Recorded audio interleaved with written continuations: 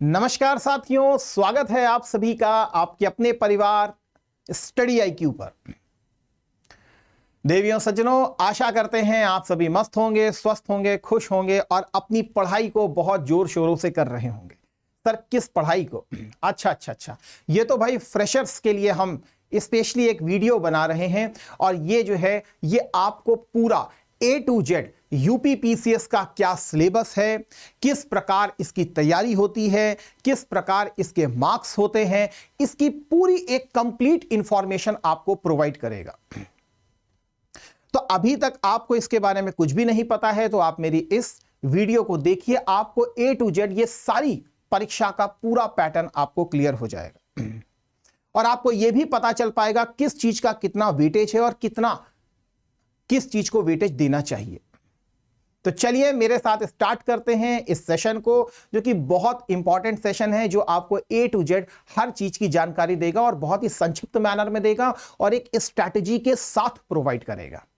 और इसकी जो भी PDF रहेगी, यहां पर आप पहले देखिए लिखा भी है UPPCS आधिकारिक पाठ्यक्रम संरचना। अच्छा, इसको हिंदी में बनाया जा रहा है, ठीक है। तो प्रारंभिक मुख्य परीक्षा साक्षात्कार का इसमें प्रॉपर विश्लेषण है।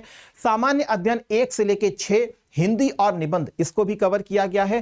साथ ही पूरी मार्गदर्शिका है। इसकी जो भी PDF रहेगी, आपसे विनम्र निवेदन है आप इस टेलीग्राम चैनल को ज्वाइन कर सकते हैं। ये मेरा पर्सनल टेलीग्राम चैनल है, आप इसको ज्वाइन कर सकते हैं। इसमें आपको ये PDF भी प्रोवाइड कर दी जाएगी, ओरिजिनल PDF भी मैं उसमें प्रोवाइड कर दूंगा। मैं आपके साथ स्पेशली यहां पर एज अ हिस्ट्री के प्रोफेसर के रूप में जुड़ता हूं, पेपर 5 उत्तर प्रदेश के प्रोफेसर के रूप में जुड़ता हूं और इंटरनल सिक्योरिटी के टॉपिक्स को मैं आपके साथ जुड़ता हूं। तो इसमें भी मैं आपको बहुत सारा कंटेंट यहां पर शेयर करता हूं, तो आप इसको भी अवश्य जोड़ लीजिएगा और आप मुझे पर्सनल मैसेज भी यहां कर सकते हैं। चलिए बात करते हैं आपसे UPPCS परीक्षा के चरण। देखिए, पहला चरण होता है प्रारंभिक परीक्षा का, दूसरा चरण होता है मुख्य परीक्षा का और तीसरा चरण होता है साक्षात्कार का, ठीक है। देखिए, जब प्रारंभिक परीक्षा की मैं बात करता हूं तो देखिए, प्रारंभिक परीक्षा में 2 पेपर आपके सामने होते हैं। एक होता है GS पेपर 1 और एक होता है GS paper 2। Sir GS paper 1 क्या होता है, GS पेपर 2 क्या होता है, हम सारी चीजों को समझ लेंगे। तो देखिए, यहां पर जब हम बात करते हैं GS पेपर 1 की, जब हम प्रीलिम्स की बात करते हैं तो इसमें 2 पेपर हैं। एक है GS पेपर 1 और इसमें एक है आपका GS पेपर 2, ठीक है। जब हम GS पेपर 1 की बात करते हैं तो याद रखिएगा, इसमें आते हैं 150 क्वेश्चंस और सेकंड पेपर में आते हैं 100 क्वेश्चन। जब हम 150 क्वेश्चन की बात करते हैं तो इसकी सर मेरिट क्या जाती है? देखिए, मेरिट डिपेंड करती है पेपर के ऊपर, ठीक है। हार्डली मैं आपसे बस इतना ही कहूंगा कि आपको एट एनी कॉस्ट 100+ पे रहना है, बस आपको ये काम करना है। बस ये बिल्कुल सेफ होता है, बिल्कुल सिक्योर होता है। मेरिट तो 85 पे भी चली जाती है, मेरिट 82 पर भी रहती है, मेरिट 88 पर भी आती है। मतलब 100+ पे आपको हर हाल में सिक्योर रहना ही रहना है। ये आपकी मानसिक टेंशन फ्री। सर क्या क्या GS 1 में होता है? देखिए, GS 1 यही आपका मेरिट डिसाइडर है। ये सिर्फ और सिर्फ क्वालिफाई करना होता है, बस सिर्फ क्वालिफाई करना होता है। केवल 100 में 33 क्वेश्चन आपको सही करने होते हैं, बहुत आसानी से सही होते हैं।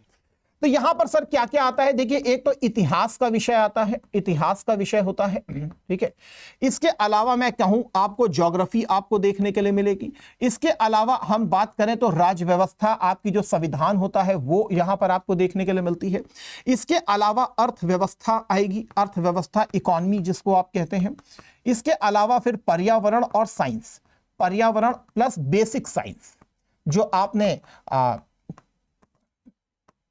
ल्यूसेंट वाली बेसिक साइंस इसमें पूछते हैं, जो कि बायोलॉजी हो सकता है, आपका केमिस्ट्री का कुछ हो गया, नीला थोथा का फॉर्मूला पूछ लिया गया, हरा कासीस का फॉर्मूला पूछ लिया गया, या फिर आपसे पूछ लिया गया कि भाई रेड गोल्ड क्या होता है ना, किसमें जिंक होता है किसमें नहीं होता, वो पूछते हैं ना उसमें, एलॉय मेटल एटल में। हाँ, तो ऐसी चीजें इसमें पूछता है। ऐसे ही फिजिक्स में भी वो आपसे पूछता है ना। इसके बाद फिर अगर मैं बात करूं तो यूपी स्पेशल के कुछ क्वेश्चंस होते हैं। इसके अलावा फिर करंट अफेयर होता है, करंट अफेयर होता है। अगर देखिए मैं बात करूं हिस्ट्री से लेकर के पूरा यूपी स्पेशल, अगर करंट अफेयर की मैं बात करूं तो करंट अफेयर का रेशियो लगभग 25 से लेकर के 28 क्वेश्चन के आसपास रहेगा, इतना इनका रहेगा। बाकी ये जो आप देख रहे हैं इतना पार्ट मेरे भाई, ये आपका लगभग 115 से लेके 120 क्वेश्चन के आसपास इसका पार्ट रहेगा। एट एनी कॉस्ट हमको यहां पर 100+ पे रहना है, बस हमारा यही है।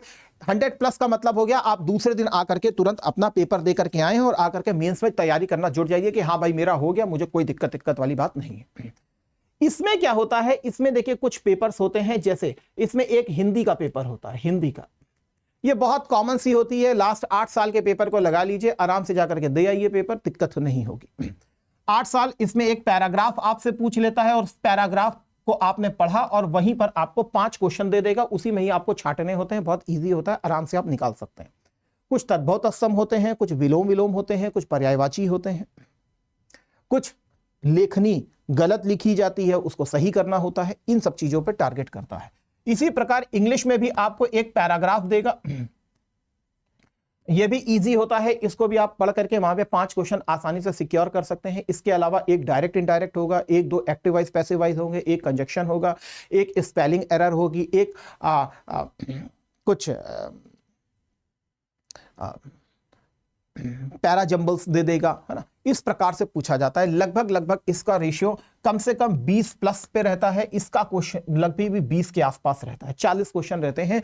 इसी में ही कम से कम आप आसानी से, बहुत आसानी से करेंगे तो कम से कम नहीं तो 25 क्वेश्चन आसानी से कर लेंगे। मतलब बहुत बेसिक की अगर मैं आपसे बात कर रहा हूं तो बहुत आसानी से कर लेंगे। इसके बाद लगभग 20 क्वेश्चन आप मान लीजिए कि आपके मैथ्स हो गई और आपकी रीजनिंग हो गई 20 से 25 मान लीजिए, 25 के आसपास तक मान लीजिए।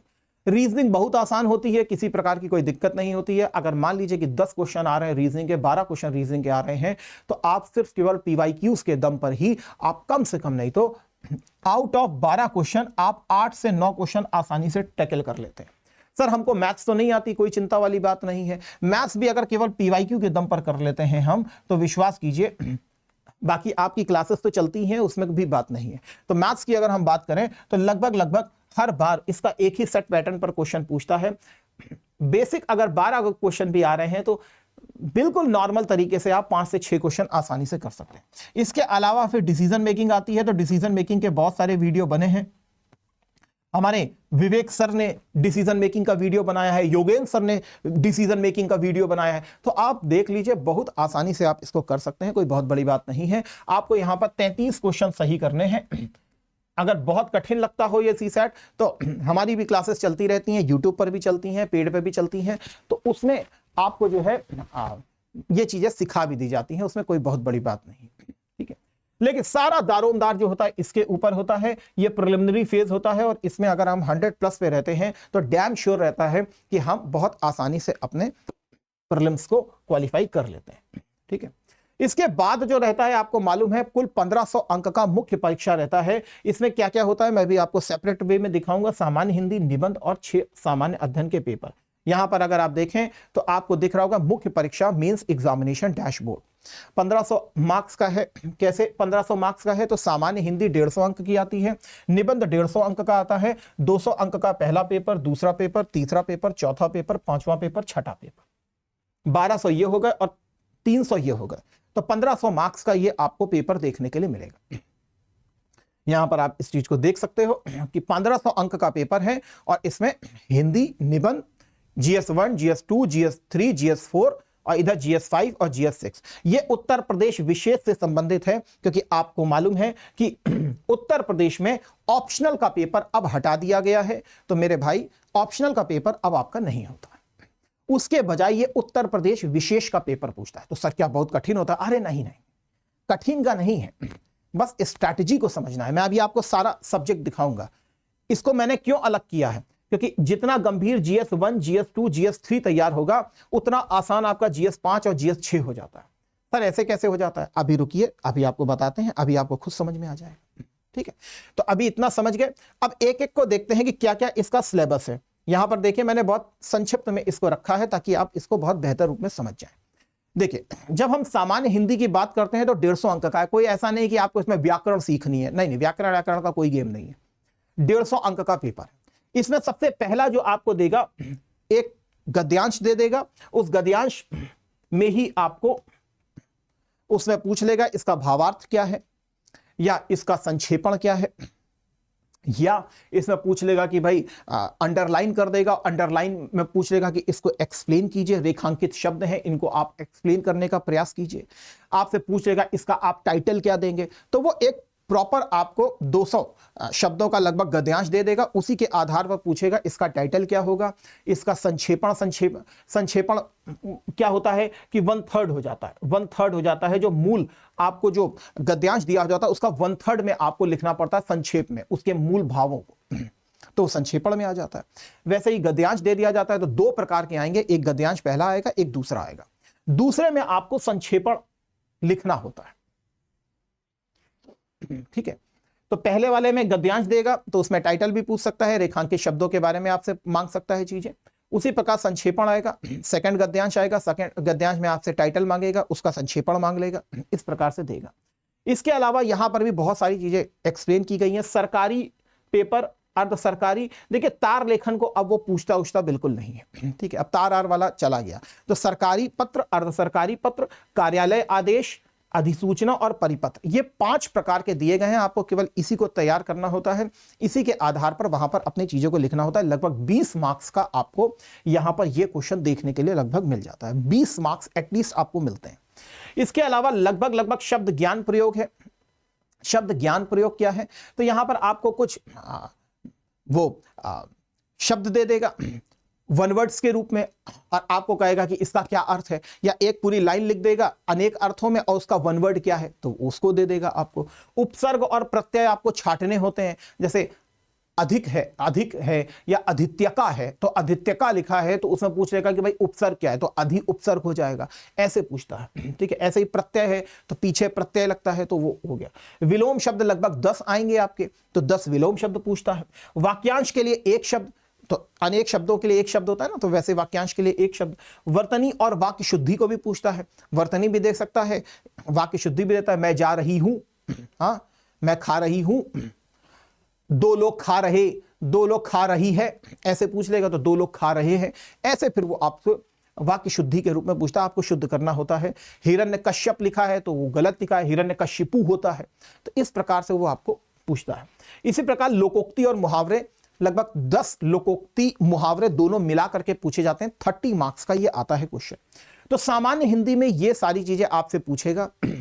एक गद्यांश आएगा, 2 गद्यांश होंगे, एक में संक्षेपण भी लिखना होगा, एक में आपको रेखांकित शब्दों के बारे में लिखना रहता है। लगभग 30 मार्क्स का ये रहेगा, 30 मार्क्स का ये रहेगा, लगभग 20 मार्क्स का ये रहता है। इसके शब्द ज्ञान प्रयोग, उपसर्ग, विलोम शब्द, ये अलग अलग तरीके से पूछते हैं। जैसे 10 मार्क्स का ये होगा, 10 मार्क्स के आसपास ये हो सकता है, 10 मार्क्स के आसपास ये हो सकता है। वर्तनी वाक्य शुद्धि 5 मार्क्स की हो सकती है। 30 मार्क्स का लगभग लोकोक्ति और मुहावरे आपसे पूछे जाते हैं। तो आपको इतने ही टॉपिक तैयार करने हैं, यहां पर संधि अंधी कुछ नहीं पूछता है। व्याकरण में आपको परेशान नहीं होना है। इसी प्रकार अगर मैं सेकंड की तरफ चलता हूं तो निबंध लेखन आता है। इसमें भी सॉर्टेड है, सारी चीजें उत्तर प्रदेश में सॉर्टेड की हुई हैं। देखिए यहां पर पहला खंड जो है, या तो वो साहित्य संस्कृति से आपसे पूछेगा, या तो सामाजिक क्षेत्र से पूछेगा, या तो राजनीतिक क्षेत्र से पूछेगा। तो यहां से वो क्वेश्चन पूछेगा। साहित्य से एक क्वेश्चन आना तय है, सामाजिक से महिला जो है वहां से आना तय हो जाता है, ठीक है। इसी प्रकार सेकंड में वो विज्ञान, प्रौद्योगिकी, अर्थशास्त्र, वहां से क्वेश्चन को डालता है। तो एक तो विज्ञान से आना तय होता है क्वेश्चन, एक आर्थिक क्षेत्र से आना तय होता है क्वेश्चन, या फिर कृषि से, उद्योग से, व्यापार से, यहां से वो एक क्वेश्चन आपके लिए तय करता है। तो 3 यहां पर ऑप्शन होते हैं, 3 यहां पर ऑप्शन होते हैं, 3 यहां पर ऑप्शन होते हैं। आपको मतलब 9 टोटल आपको दिए जाते हैं। आपको लिखने 3 होते हैं, एक खंड से एक लिखना होता है, एक खंड से एक लिखना होता है, एक खंड से एक लिखना होता है। तो यहां पर राष्ट्रीय अंतरराष्ट्रीय घटनाक्रम है उसकी बात की जाती है, प्राकृतिक आपदाएं हैं उसको टारगेट किया जाता है, राष्ट्रीय विकास कार्यक्रम या सरकार की कोई परियोजना चल रही है, मनरेगा चल रही है या सौभाग्य योजना चल रही है या जल जीवन मिशन चल रहा है, कोई भी एक योजना के बारे में भी वो आपसे यहां पर आपके विचारों को प्रकट करने के लिए मांग कर सकता है। आप किसी भी पेपर को, हिंदी के पेपर को अगर छोड़ दिया जाए तो आप किसी भी पेपर को हिंदी और अंग्रेजी दोनों भाषाओं में लिखने के लिए स्वतंत्र हैं, लेकिन किसी भी भाषा में लिखिए, एक भाषा में ही पूरा पेपर लिखा जाएगा, ठीक है। अब देखिए सामान्य अध्ययन पेपर 1 आ रहा है, अब सोचिएगा अभी GS 5 और GS 6 से इनको कोरिलेट करेंगे, ठीक है। तो देखिए यहां पर पहला पार्ट क्या है, इतिहास संस्कृति से क्वेश्चन आते हैं, भारतीय समाज से क्वेश्चन आते हैं और भूगोल से। ये तीन मिल करके आपके सामान्य अध्ययन पेपर 1 को तय करते हैं। इतिहास में प्राचीन से आधुनिक काल तक कला साहित्य वास्तुकला आता है, अर्थात प्राचीन भारत और मध्यकालीन भारत पूरा नहीं आता है बल्कि उसका आर्ट एंड कल्चर का पार्ट आता है, याद रखिएगा, ठीक है। प्रीलिम्स में सब कुछ आता है पूरा, प्रीलिम्स में सब कुछ पूरा आता है, लेकिन मेंस में यहां पर फिर से सॉर्टेड किया गया है सिलेबस को, इसीलिए कहते हैं सिलेबस की जानकारी बहुत कायदे से होनी चाहिए। तो प्राचीन से आधुनिक काल तक का आपको मिलेगा। उसी प्रकार आधुनिक इतिहास और स्वतंत्रता संग्राम 1947 बियॉन्ड तक देते हैं। आधुनिक इतिहास 1757 से लेकर के 1947 और उसके थोड़ा बहुत बियॉन्ड तक क्वेश्चन डाले जाते हैं। उसी प्रकार स्वतंत्रता से एकीकरण के पश्चात लगभग 65 तक तो post independence, generally post independence तक वो नहीं पूछ रहा है लेकिन दिया हुआ है सिलेबस में, ठीक है। उसके बाद फिर विश्व इतिहास जो है 18वीं सदी से लेकर 20वीं सदी, अर्थात अमेरिकन क्रांति से लेकर के पूरा फ्रांसीसी क्रांति, इटालियन यूनिफिकेशन, जर्मन यूनिफिकेशन, आपका इंडस्ट्रियल रेवोल्यूशन, प्रथम world war, second world war, इसके अलावा समाजवादी कुछ विचारधाराएं जैसे समाजवाद की विचारधारा, साम्यवाद की विचारधारा, पूंजीवाद की विचारधारा, ये इतना टॉपिक इसमें पूछा जाता है विश्व इतिहास में। 18वीं सदी का अर्थ होता है मेरे भाई 1700 से लेकर 1800, लगभग 18वीं सदी के मध्य से लेकर के लगभग आपका 20वीं सदी तक का वो इतिहास को पूछता है। अप टू 1945 तक आप जनरली मान करके चलिए, यहीं तक क्वेश्चन आ जाते हैं। लगभग 2 क्वेश्चन यहां से आपको देखने के लिए मिलते हैं, लगभग 3 क्वेश्चन यहां से आपको देखने के लिए मिलेंगे, लगभग 1 से 2 क्वेश्चन आपको यहां से देखने के लिए मिलते हैं, अर्थात 70 मार्क्स के आसपास आपको इनका रेशियो देखने के लिए मिलता है। फिर भारतीय समाज की बात करें तो समाज की क्या विशेषताएं हैं, महिलाओं से संबंधित कौन कौन से इश्यूज हैं, उन सारी चीजों को इसमें रखा जाता है। भारतीय समाज में क्या क्या घटनाक्रम हो रहा है, एलपीजी का क्या प्रभाव पड़ रहा है, लिबरलाइजेशन, प्राइवेटाइजेशन, ग्लोबलाइजेशन 1990 के बाद हमने अपनाया तो उसका हमारे समाज पर क्या प्रभाव पड़ रहा है, महिलाओं पर क्या प्रभाव पड़ रहा है, युवाओं पर क्या प्रभाव पड़ रहा है, वृद्धों पर क्या प्रभाव पड़ रहा है, भारतीय मैरिज सिस्टम पर क्या प्रभाव पड़ रहा है, परिवार पर क्या प्रभाव पड़ रहा है, तो उसको यहां पर पूरी तरीके से डिकोड किया जाता है। उसी प्रकार सामाजिक सशक्तिकरण है, सांप्रदायिकता है, क्षेत्रवाद का इशू है, धर्मनिरपेक्षता का इशू है। इनके जो कीवर्ड्स दिए गए हैं, इन कीवर्ड्स को ही प्रॉपर तरीके से हमें तैयार करना होता है। उसी प्रकार भूगोल है तो प्राकृतिक संसाधनों के ऊपर इन्होंने फोकस किया है, वाटर संसाधन क्या है, मिट्टी के संसाधन क्या है, वनों के संसाधन क्या है, तो यहां से आपको क्वेश्चन देखने के लिए मिलते हैं। भौतिक भूगोल इसमें पूरी तरीके से बताया गया, जैसे भूकंप का चैप्टर पूरा है, सुनामी का चैप्टर पूरा है, चक्रवातों का चैप्टर पूरा है, मानव प्रवास, जनसांख्यिकी, स्मार्ट नगरीकरण, स्मार्ट सिटी वाला जो पूरा इशू आपको देखने के लिए मिलता है, ये सारी चीजें आपको इसमें देखने के लिए मिलती हैं, ठीक है ना। 1 मिनट प्लीज।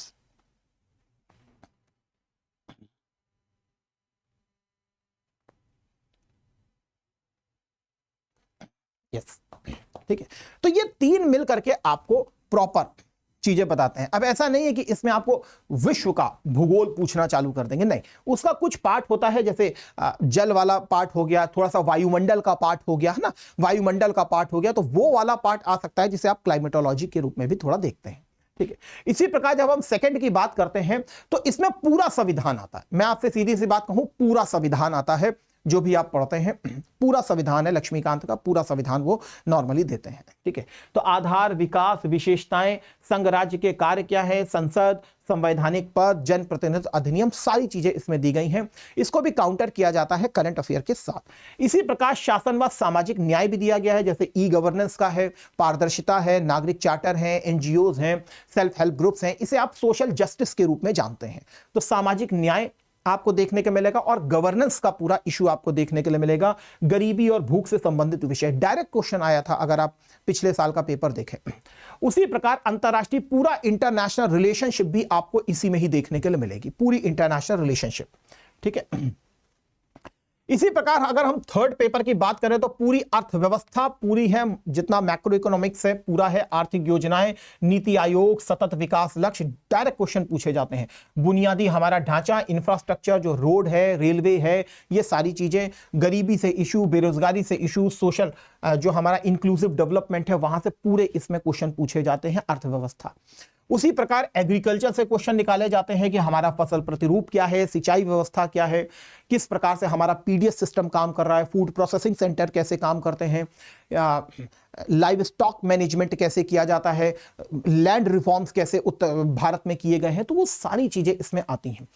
पूरा साइंस एंड टेक्नोलॉजी का पार्ट इसमें दिया गया है, स्पेसिफाई किया गया है कि कौन कौन से टॉपिक हैं, जैसे अंतरिक्ष का है, इंफॉर्मेशन टेक्नोलॉजी का है, नैनो टेक्नोलॉजी, आईपीआर का इशू है, पर्यावरण, जैव विविधता, ये सारी चीजें हैं। आपदा प्रबंधन भी यहां दी गई है। उसी प्रकार आंतरिक सुरक्षा भी आपको इसी में दी गई है, जैसे उग्रवाद है, आतंकवाद, भ्रष्टाचार, संगठित अपराध, ये सारी चीजें आपको यहां पर दी गई है। फिर इसके बाद हम स्पेशली बात करते हैं सामान्य अध्ययन पेपर 4 की। तो सामान्य अध्ययन पेपर 4 को देखें तो इसमें भी प्रॉपर जो यूपीएससी का दिया गया है, प्रॉपर वही चीजें दी गई हैं। जैसे सैद्धांतिक आधार दिए गए, एटीट्यूड क्या है, इमोशनल इंटेलिजेंस क्या है, एप्टीट्यूड क्या है, एप्टीट्यूड क्या है, नैतिक विचारकों और दार्शनिकों का योगदान क्या है। अब नैतिक विचारक और दार्शनिक कौन होंगे? गांधी जी के प्रिंसिपल क्या है, महात्मा अंबेडकर के प्रिंसिपल क्या है, रविन्द्रनाथ टैगोर जी के प्रिंसिपल क्या है, और आपने उनको किस प्रकार से सीखा है, ये सारी चीजें उसमें आपको देखने के लिए मिलती है। उसी प्रकार सिविल सेवा मूल्य कौन कौन से हैं, ये स्पेसिफाई किया गया है। सत्यनिष्ठा क्या है, निष्पक्षता क्या है, ठीक है। शासन में नैतिक ईमानदारी क्या है, प्राइवेट एथिक्स क्या है, पब्लिक एथिक्स क्या है, रोल ऑफ एथिकल एडमिनिस्ट्रेशन क्या है, ये सारी चीजें आपको इसमें बताई जाती हैं। नागरिक घोषणा पत्र, भ्रष्टाचार की चुनौतियां क्या है, विधि क्या है, इन सबको बताया गया है, ठीक है। तो इसी के जितना गहराई से आप ये सारे टॉपिक्स को पढ़ते हैं मेरे भाई, इन्हीं के दम पर आप अपनी केस स्टडी को मजबूती से लिख पाते हैं, क्योंकि जो मूल्य होते हैं आखिर उन्हीं एथिकल टर्मिनोलॉजीज को यूज करना पड़ता है आपको अपने एग्जामिनेशन के पॉइंट ऑफ व्यू से। इसीलिए बेसिक जितना मजबूत होता है उतना आसानी से फिर आपकी केस स्टडीज बनती हैं। लगभग 2 केस स्टडीज यूपी पीसीएस में आपसे एट एनी कॉस्ट पूछी जाती हैं। बाकी आपके क्वेश्चंस एक अच्छे लेवल पर यहां पर बन रहे हैं। देखिए ये तो जीएस 1 2 3 4 हो गया। अब इसके अलावा 2 ऑप्शनल हुआ करते थे, लेकिन वो ऑप्शनल अब हट चुके हैं, वो अब पेपर 5 और पेपर 6 के रूप में हो चुके हैं। जरा यहां पर मेरी गंभीरता से बात को पकड़िएगा, आप बहुत गंभीरता से चीजों को समझ जाएंगे। देखिए यहां पर क्या लिखा है, ऑप्शनल सब्जेक्ट का स्थान अब यूपी विशेष ने ले लिया है। यह राज्य की गहरी समझ को सफलता की कुंजी बनाता है। मैं बहुत सारा डेटा अपने भी टेलीग्राम चैनल में यूपी स्पेशल से डालता हूं, और आप इसको इस तरीके से समझिए जैसा आप जिस भी धर्म ग्रंथ का पाठ करते हैं, आप उत्तर प्रदेश के अब पेपर को इसी हिसाब से आपको समझना होगा। क्यों? क्योंकि डेली अब हमें इसको पढ़ना है, क्योंकि ये 400 मार्क्स का पेपर बनाएगा जो आपकी मेरिट डिसाइडर के रूप में वक्त करता है, ठीक है। तो सभी को समान अवसर भी मिल गया है ऑप्शनल से, नहीं तो इससे पहले बहुत हिंदी भाषी जो हमारे हुआ करते थे उनको बड़ी प्रॉब्लम हुआ करती थी। इवन जो आर्ट बैकग्राउंड के हुआ करते थे उनको बहुत प्रॉब्लम हुआ करती थी, क्योंकि साइंस में फिर नंबर पूरे मिल सकते हैं लेकिन आर्ट में पूरे नंबर नहीं मिलते हैं। प्रशासनिक प्रासंगिकता भी इससे हमको पता चलती है और स्कोरिंग क्षमता भी इसकी अच्छी है। यहां पर अब आप इस चीज को गंभीरता से देखिएगा। मैं आपको बताता हूं, अब मेरे भाई और मेरे बहनों, जितना गंभीरता से आपने इतिहास को पेपर 1 में पढ़ा था, पेपर 1 में पढ़ा था, जीएस 1 में पढ़ा था, अरे उतना ही गहराई से अगर उसको पढ़ा होता तो मेरे भाई उतना ही आसान जीएस पेपर 5 बन चुका होता। कैसे सर? अरे 1857 तो मेरे भाई मॉडर्न हिस्ट्री में भी पढ़ोगे अच्छे से, पूरी आर्ट एंड कल्चर एंशिएंट से लेकर के मॉडर्न तक वहां पर भी पढ़ोगे। तो मेरे भाई यहां उत्तर प्रदेश के हिसाब से हमको स्पेशली देखना है कि उत्तर प्रदेश में वास्तुकला के कौन से तत्व हैं। ये तो जब मुगल आर्किटेक्चर पढ़ाएंगे तो आगरा भी तुमको बताया जाएगा, फतेहपुर सीकरी भी बताया जाएगा, तो वो आसानी से याद हो जाता है। 1857 से लेकर के पूरा 1947 तक उत्तर प्रदेश का स्वतंत्रता संग्राम में क्या योगदान है। तो स्वतंत्रता संग्राम में अब ये हमको देखना होगा कि नॉन कॉपरेशन मूवमेंट में यूपी में क्या किया जा रहा था, सिविल डिसोबीडियंस मूवमेंट में यूपी में क्या किया जा रहा था, स्वदेशी आंदोलन में यूपी में क्या किया जा रहा था, कांग्रेस के कौन से ऐसे सेशन हैं जो यूपी में हुए थे। तो अब जितना गंभीरता से हमने इसको पेपर 1 में पढ़ा होता उतना आसान यहां पर हो जाएगा। यहां पर तो केवल छान छान करके मटेरियल लाना है। इसीलिए पेपर 1 बुनियाद है पेपर 5 की, याद रखिएगा। उसी प्रकार त्योहार, मेले, लोकनृत्य, तो यहां पर अब हमें उत्तर प्रदेश के स्पेशली पूछना है। अब उत्तर प्रदेश में भाषा कौन सी है, कहां कन्नौजी भाषा बोल रहे हैं, कहां बघेली भाषा बोल रहे हैं, कहां बुंदेलखंडी भाषा बोल रहे हैं, कहां अवधी भाषा बोल रहे हैं, कहां पे पूर्वांचली की भाषा बोल रहे हैं, तो कहां ब्रज भाषा बोल रहे हैं। अब इसको हमें अलग से देखना होगा, है ना। तो ये बहुत आसान सी चीज होने लगती है। उसी प्रकार पेपर 2 में याद कीजिए, आपने जीएस 2 को पढ़ा था।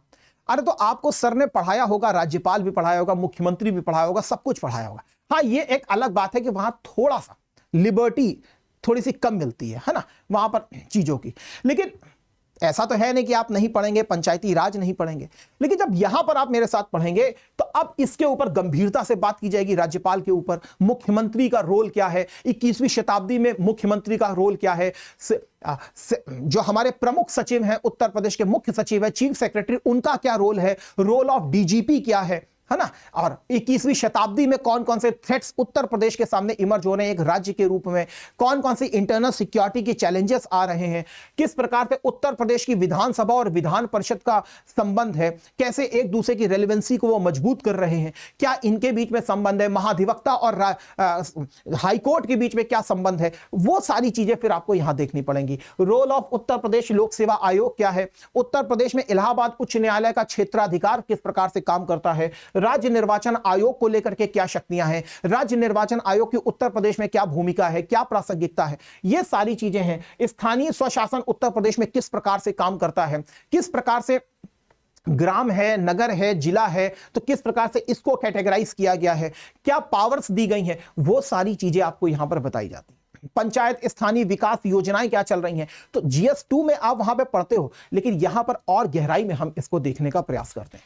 यहां पर फिर सुशासन और सुरक्षा, तो मेरे भाई ये GS3 में आप पढ़ करके आए थे, GS3 में, लेकिन GS3 में मैं आपको पढ़ाता हूं बेसिकली इंटरनल सिक्योरिटी के रूप में। तो यहां पर भी मैं उत्तर प्रदेश के हिसाब से बताता हूं कि उत्तर प्रदेश के लिए इंटरनल सिक्योरिटी का क्या चैलेंज आ रहा है। जैसे साइबर क्राइम के लिए जामताड़ा मॉडल आपने सुना होगा, जो बहुत प्रसिद्ध रहा है, जामताड़ा मॉडल। लेकिन अगर यही जामताड़ा को देखें तो उत्तर प्रदेश में जामताड़ा कहां पर डेवलप हो रहा है, तो आपको पता चलेगा कि मथुरा का क्षेत्र है, इधर हरियाणा का नूह का क्षेत्र आ रहा है और इधर राजस्थान का भरतपुर का क्षेत्र आ रहा है। तो ये पूरा आपका जामताड़ा मॉडल डेवलप कर रहा है, जो साइबर क्राइम का हब बन रहा है। तो अब देखिए, साइबर क्राइम तो हमने पढ़ा, लेकिन उत्तर प्रदेश के हिसाब से भी अब हमको साइबर क्राइम को डील करना होगा, ठीक है ना। तो वैसे ही यहां पर उत्तर प्रदेश में उग्रवाद की क्या चुनौतियां हैं। वैसे तो अब नक्सलाइट का कोई एविडेंस नहीं आ रहा है उत्तर प्रदेश में, नहीं तो आपका मिर्जापुर, सोनभद्र वाली ये सब बेल्ट जो है ये नक्सलाइट से प्रेरित रही है बकायदा, है ना। उसी प्रकार सीमा संबंधी चुनौतियां क्या है, नेपाल हो गया, बिहार से संबंधित क्या चुनौतियां हैं, मध्य प्रदेश से संबंधित कौन कौन सी चुनौतियां हैं। उसी प्रकार लॉ एंड ऑर्डर है, भारत के विकास में यूपी की क्या घटनाएं हैं, और समसामयिक घटनाएं। तो अर्थात अगर आप देखिए तो GS1, GS2 और GS3 में आप इन सभी टॉपिक्स को वहां पर एक बार रूबरू बहुत अच्छे से होते हैं। लेकिन जब उत्तर प्रदेश में बात करें तो अब हमें उत्तर प्रदेश के स्पेसिफिक इन चीजों को हमें पढ़ना होता है।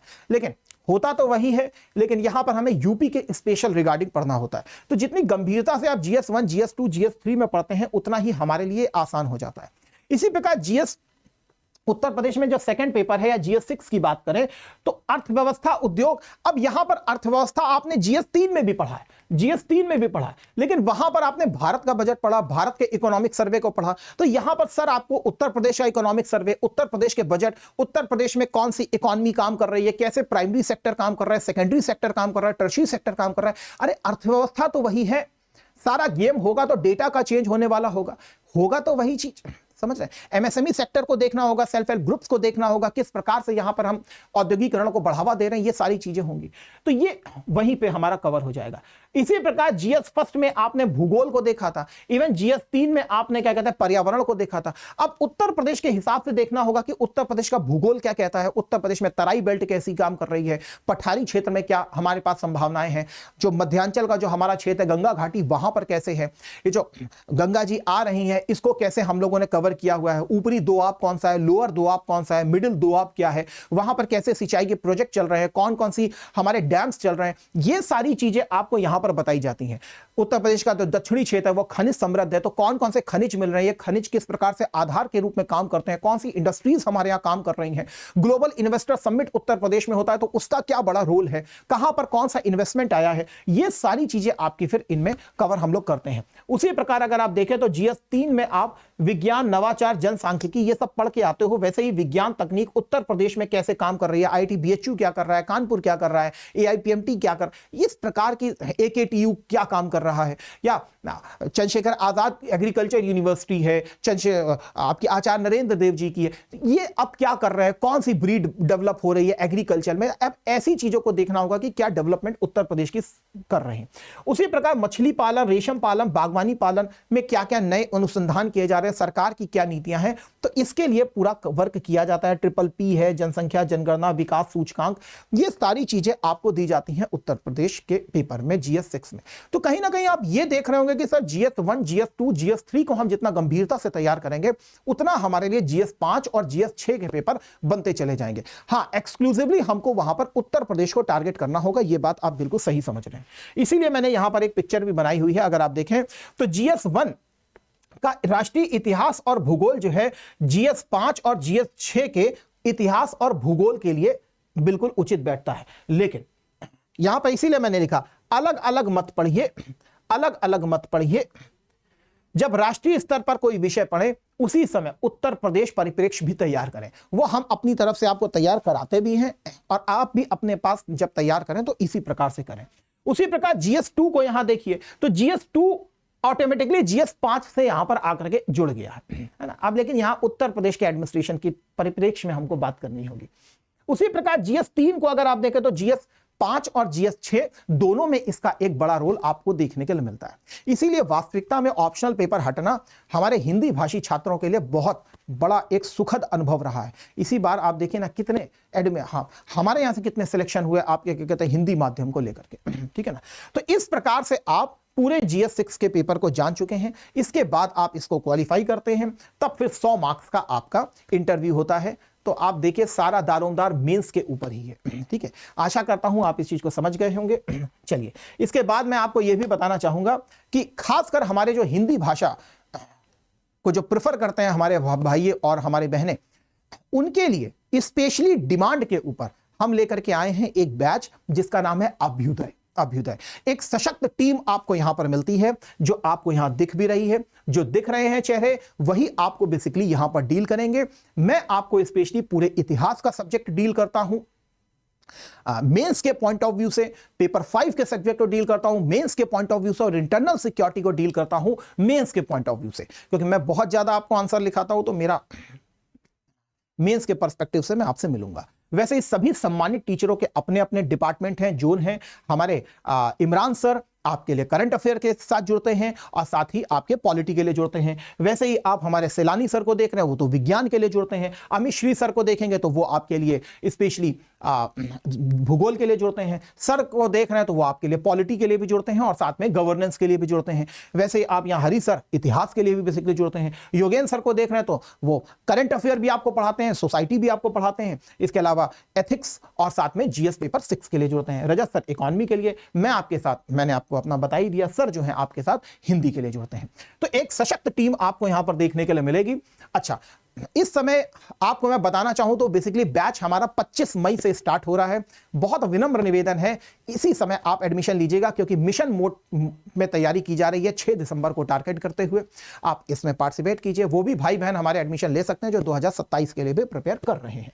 लेकिन आपसे बस एक ही विनम्र निवेदन है, एज अ बड़े भाई के रूप में आपसे मैं यही कहूंगा, जब भी बैच को लीजिएगा प्लैटिनम ही लीजिएगा। क्यों सर? इसलिए क्योंकि यहां पर आपको बहुत सारी चीजें मिल जाती हैं। अगर मैं आपको यहां दिखाऊं, देखिए यहां पर लाल लाल लाल लिखा हुआ है, ठीक है। यहां पर आपको हर जगह ग्रीन सिग्नल लिखा हुआ है। क्या क्या सर मिल जाता है? देखिए जब आप प्लैटिनम का बैच लेते हैं तो आपको यह फाउंडेशन का कोर्स तो मिलता ही मिलता है, प्रीलिम्स का स्पेशल कोर्स आपको मिलेगा। मेंस से, प्रीलिम्स से जस्ट पहले हमारा प्रीलिम्स स्पेशल कोर्स मिलेगा। जब आप प्रीलिम्स को क्वालिफाई कर लेंगे तो फिर आपको आलेखन मेंस स्पेशल बैच मिलेगा। Proper UPPCS prelims test series मिलेगी। प्रॉपर प्रीलिम्स के 5100 से ज्यादा MCQ सीरीज मिलेगी। NCERT का पूरा मॉड्यूलर कोर्स आपको यहां पर मिलेगा। लेकिन जब आप गोल्ड की तरफ जाते हैं तो ये सारी चीजें हट जाती हैं।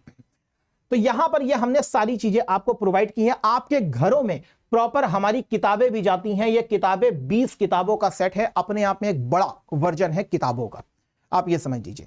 तो आप इस पे कर सकते हैं। 4 साल की वैलिडिटी है। प्रीलिम्स को क्वालिफाई कीजिए, आपकी रिफंड भी यहां पर कर दी जाती है। प्रीलिम्स परीक्षा करने के पास करने के बाद पूरी फीस आपको वापस कर दी जाएगी। ये तक हम आपको यहां पर ऑफर देते हैं, ठीक है। इसके आपके सामने ये दिख रहा होगा कि ये किताबें आपके घरों में पहुंचाई जाती हैं। एक मेरा बस यही कहना है कि सबसे अपडेटेड और सबसे बेस्ट किताबें आपको मिल जाएंगी, क्योंकि दसियों किताबों के निचोड़ को इसमें हमने यहां पर शामिल किया हुआ है। दैट्स वाई एक किताब आपके लिए सफिशिएंट है हर सब्जेक्ट की, ठीक है।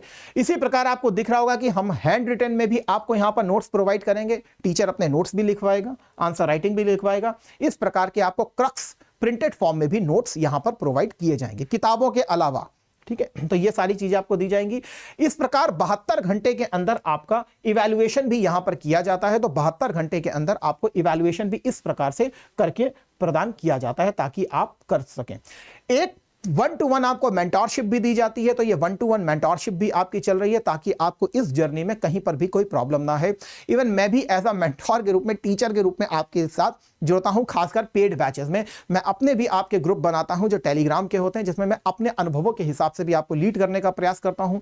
जो मेरा अनुभव है यूपीएससी का इंटरव्यू देने का या यूपीपीसीएस में इंटरव्यू देने का, तो उस हिसाब से भी मैं आपको लगातार लीड करता रहता हूं। तो अच्छा, ये कितने का बैच इस समय चल रहा है? देखिए, बैच को अगर आप देखेंगे तो अभी अर्ली बर्ड ऑफर है 500 स्टूडेंट्स के लिए। गोल्ड बैच 999 का है, प्लैटिनम 1599 का है, ठीक है। तो आप देखिएगा जाकर के, मैं आपको एक बार यहां पर दिखा भी देता हूं। आप यहां पर देखिएगा, कुछ नहीं करना, आपको सीधे स्टडी आईक्यू पे जाना है। आपको सीधे गूगल पे स्टडी आईक्यू को टाइप करना है। स्टडी आईक्यू को जैसे टाइप करके क्लिक करेंगे, ऐसा इंटरफेस खुलेगा। आपके सामने लिखा आएगा study IQ best online courses UPPCS, UPSC, IAS, state PCS. इस पर जैसे ही क्लिक करेंगे आपको इधर की तरफ लेकर के आएगा। इस प्रकार का कोई इंटरफेस खोलेगा। जैसे ऊपर करेंगे वहां पे लिखा होगा explore our popular online courses. इसके नीचे आप देखेंगे तो लिखा ऑप्शनल हिंदी, यूपीएससी इंग्लिश, और यहां पर लिखा है स्टेट पीसीएस। जैसे इस पर क्लिक करेंगे, वैसे ही क्लिक करने के बाद आपके सामने स्टेट खुल के चले आएंगे। आप जिस भी स्टेट से हो, उत्तर प्रदेश के हैं तो आप उत्तर प्रदेश के, आप बिहार के हैं तो आप बिहार के, उड़ीसा के हैं तो उड़ीसा के, हरियाणा के हैं तो हरियाणा के, हर जगह मैं आपको वहां पर मिलूंगा, ठीक है। तो आप जैसे मैंने उत्तर प्रदेश को यहां पर क्लिक कर दिया तो यहां पर उत्तर प्रदेश का आपको बैच दिख रहा है। यह है हमारा हिंदी बैच, जो कि आपको अभ्युदय के नाम से दिखाई दे रहा है। जैसे आप इसके ऊपर क्लिक करेंगे, वैसे ही क्लिक करने के बाद पेमेंट के लिए चलेंगे तो आपसे यहां पर एक कोड मांगेगा। यहां पर एक कोड मांगेगा, जैसे मेरा कोड जो है वो है साई लाइव। तो साई को याद कर लीजिए, लाइव हो जाइए। तो साई लाइव को आप यूज कर सकते हैं। इसमें आपको मैक्सिमम डिस्काउंट तो मिलेगा, मैक्सिमम डिस्काउंट तो दिया ही जाएगा। साथ ही एज अ मेरी पर्सनल मेंटोरशिप भी आपको यहां पर प्राप्त होगी। मेरी पर्सनल मेंटोरशिप भी आपको यहां पर प्राप्त होगी। किसी भी प्रकार की समस्या हो तो यहां पर आप देख सकते हैं, इस समय 1599 का आपको यहां पर दिख रहा है। किसी प्रकार की कोई समस्या हो, अच्छा, कोड को जरूर यूज कीजिए। किसी भी टीचर का आप कोड यूज करने के लिए स्वतंत्र है, आप कोड जरूर यूज कीजिए। इससे क्या होता है कि आपको भविष्य में कोई प्रॉब्लम आती है बैच रिलेटेड, तो आप संबंधित टीचर से डायरेक्टली कोऑर्डिनेट करके उसको सुधार करवा सकते हैं। किसी भी प्रकार की कोई प्रॉब्लम आती है तो ये मेरा व्हाट्सएप नंबर भी है, आप मुझे इस नंबर पर व्हाट्सएप भी कर सकते हैं। जो भी हमसे होगा वो हम आपके लिए यहाँ पर जो भी प्रॉब्लम रहती है उसको यहाँ पर सॉल्व करवा देते हैं। जो भी डिस्काउंट भी रहता है वो सब चीजें करवा दी जाती हैं। इसके अलावा आप डायरेक्टली क्या कहते हैं, हमारे ऑफिशियल नंबर पर भी संपर्क कर सकते हैं। ये हमारा ऑफिशियल नंबर है, इस पर आप संपर्क कर सकते हैं। आप मेरा वहां पर उनको नाम बता सकते हैं, सुमित सर, तो आपको मैक्सिमम से मैक्सिमम जो भी डिस्काउंट ऑफर होगा वो आपको यहाँ पर प्रदान कर दिया जाएगा। 9289996923 9936574950। तो आशा करता हूं मेरे भाइयों और बहनों, आपने इस चीज को बहुत गंभीरता से समझा होगा जो मैंने आपको बताया है। तो आप सब जुड़े, आप सभी का बहुत बहुत हृदय से हम धन्यवाद भी करते हैं और आप सभी भाई बहनों के उज्जवल भविष्य की हम कामना करते हैं। सेशन को यही विराम देते हैं। कभी भी कोई संबंधित आपको प्रॉब्लम रहती है एग्जामिनेशन से संबंधित, तो मैंने अपना टेलीग्राम चैनल आपको दिया है, आप मुझे वहां पर भी कनेक्ट कर सकते हैं। आप मुझे यहां पर डायरेक्ट व्हाट्सअप भी कर सकते हैं, ठीक है। तो इन्हीं शब्दों के साथ आप सभी के उज्जवल भविष्य की कामना करते हैं। सेशन को यहीं विराम देते हैं। Thank you. जय हिंद, जय भारत, वंदे मातरम। God bless you all.